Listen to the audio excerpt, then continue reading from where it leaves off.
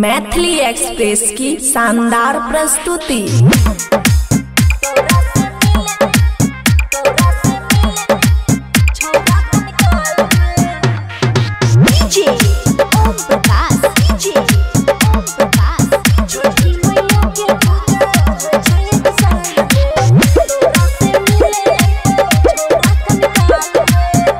खुशी recording studio बलुआहा। तू छी छौरा हम छी छौरी घाट बना दे रे, छिल छल के जयमाला मरकरी लगा दे रे।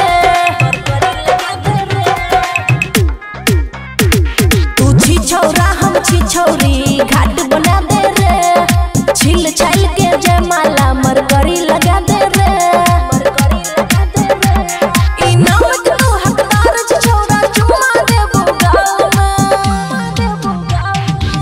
दिलवा निकाल के देबो छौरा रुमाल में, तोरा से मिले अइबो छौरा के निकाल में। छठी मैया के पूजा होय छै एक साल में, तोरा से मिले अइबो छौरा के निकाल में।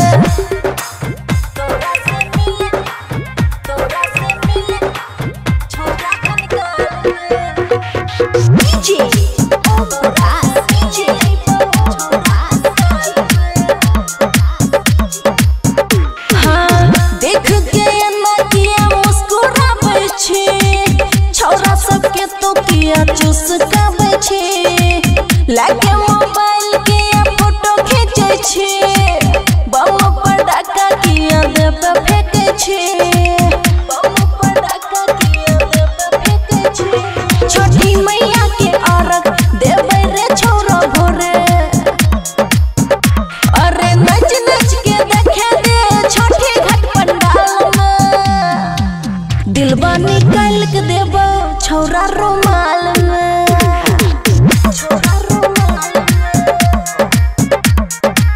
तोरा से मिले अइबो छौरा के निकाल में। छठी मैया के पूजा होय छै एक साल में, तोरा से मिले छौरा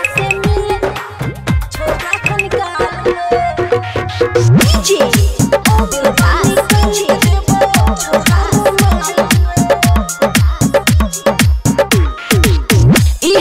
घाट पर भोरे भेंट करबो, पिन्ह के सूट सलवार रहबो, चोरी चुपे हम मजाक करबो, आँख से आँख मिला के हर बात करबो,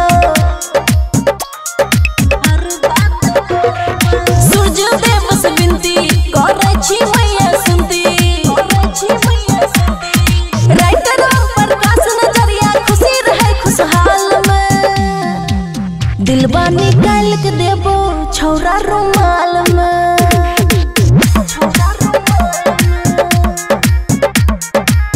तोरा से मिले अइबो छौरा के निकाल में। छठी मैया